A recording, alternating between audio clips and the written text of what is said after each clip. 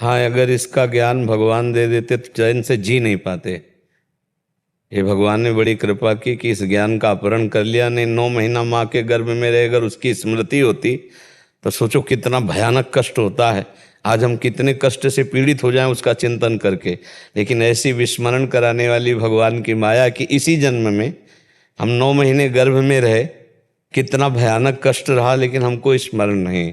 तो फिर पूर्व जन्म के शुभ और अशुभ कर्मों का तो हमें स्मरण है नहीं, लेकिन स्मरण ना होने पर हमको भोगना पड़ेगा, क्योंकि शरीर बदल सकते हैं, हम वही हैं। जैसे चोर हो, वो पोशाक बदल ले, साधु की पोशाक पहन ले, वो ऑफिसर की पोशाक पहन ले, जो किसी की पोशाक पहन ले, तो उसकी पहचान तो नहीं मिट जाएगी ना। वो रहेगा तो चोर ही ना, जहां पकड़ा जाएगा तो पोशाक भले हो किसी के पहने हो, पर होगा कि चोर है। ऐसे ही जो हमारे कर्म का फल देने वाले निर्णायक हैं वो हमको पहचानते हैं। हमारी पोशाकें अलग अलग हो सकती हैं, कभी मिस्त्री बने, कभी पुरुष बने, कभी सुअर बने, कभी कुत्ता बने। पोशाकें 84 लाख योनियां, ये पोशाक। लेकिन पहनने वाला जो है वो जो कर्ता भाव से कर्म किया है, शुभ या अशुभ, अवश्य में भोक्तव्यम कृतम कर्म शुभाशुभम, वो शुभ अशुभ कर्म भोगना पड़ेगा। हमको पता हो या ना पता हो, वो हमारा ही कर्म है जो हमको आके दुख देगा। अब हमको क्या करना है? अब हमें पीछे की बातें सब जो भूले हुए हमको उनको याद नहीं करना है। हमको एक ऐसे कर्म का अनुष्ठान करना जिसे पूरे कर्म नष्ट हो जाए। वह भगवान का नाम, भगवान की आराधना, वह भगवान की भक्ति या शुद्ध ज्ञान। इसी के द्वारा, चाहे ज्ञान योग से, चाहे कर्म योग से, चाहे भक्ति योग से, हम संचित कर्मों को भस्म कर दें, क्रियमाण को निष्फल कर दें और प्रारब्ध को भोग लें। जो हमारा शरीर बनाने के समय प्रारब्ध रखा गया, इस वर्ष में ये होगा, इतने साल में ये होगा, उसको हम भोग लें।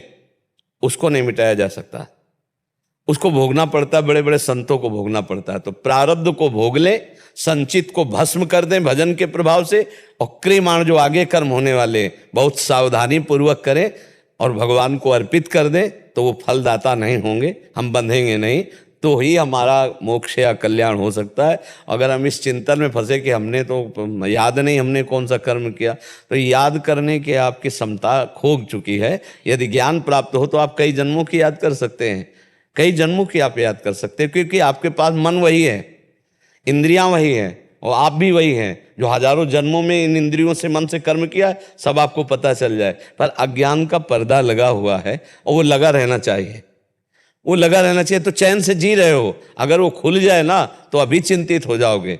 इसी जन्म में देखो आपने कितने अपराध किए हैं, जो गलतियां हैं, लेकिन भगवान कितने कृपालु हैं कि जिनको न कानूनी दंड मिला है और ना भी उनका दंड मिला है, और हम चैन से जी पा रहे हैं। कितने पाप हैं आप देखो, एक छोटी सी गलती का आजीवन कारावास है। किसी माता बहन को आप गंदी हरकत कर दो, छेड़ दो, और ये बात रिपोर्ट हो जाए, तो आपको कितना दंड मिलेगा। और ऐसी कितनी गलतियां हैं आपके पास, हजारों लाखों ऐसी गलतियां हैं जिनका हमको दंड नहीं मिला है। तो क्या वो सब मिट जाएंगी क्या? अगर भजन नहीं करोगे ना, तो 1 सेकंड की एक क्रिया का फल मिलेगा, वो व्यर्थ नहीं जाएगा। शुभ किया है या अशुभ, गलत देखा है या अच्छा देखा है, देखने तक का आपको दंड मिलेगा, देखने तक का दंड।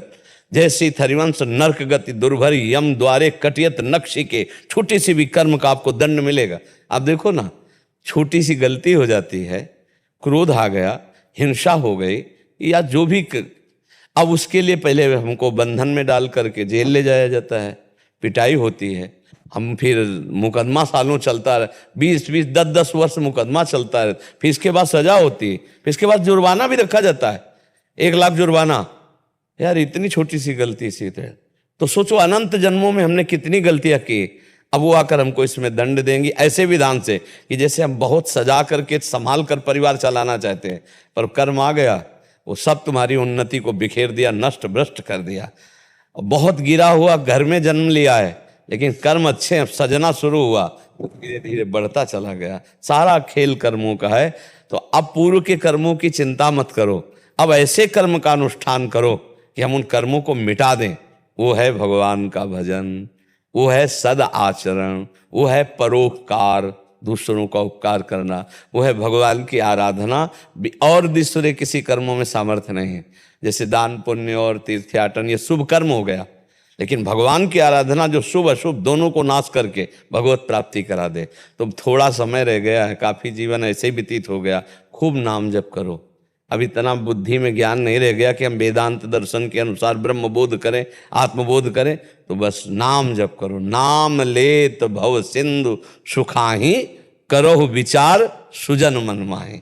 कलयुग केवल नाम आधारा, सुमिर सुमिर नर उतरे पार। इसलिए राम कृष्ण हरि जो नाम प्रिय हो, जैसे अपने वृंदावन वासी राधा राधा राधा खूब निरंतर जपो। यही नाम जो है, नाम संकीर्तनम यस्य सर्व पाप प्रणाशनम, समस्त पापों का नाश करके आपके हृदय को आनंदित कर देगा, आपकी समस्याओं का समाधान हो जाएगा। आप बाहर से समस्या रहित होना और अंदर से समस्या रहित होना चाहते तो नाम जप कीजिए, नाम कीर्तन कीजिए, भगवान की कथा सुनिए, भगवान की कथा गाइए, स्वयं गाइए, नाम कीर्तन स्वयं कीजिए, और बन जाए तो दूसरों का उपकार कर दीजिए। मन वचन कर्म से किसी को दुख न पहुंचाइए, मुक्त हो जाओगे, आनंदित हो जाओगे।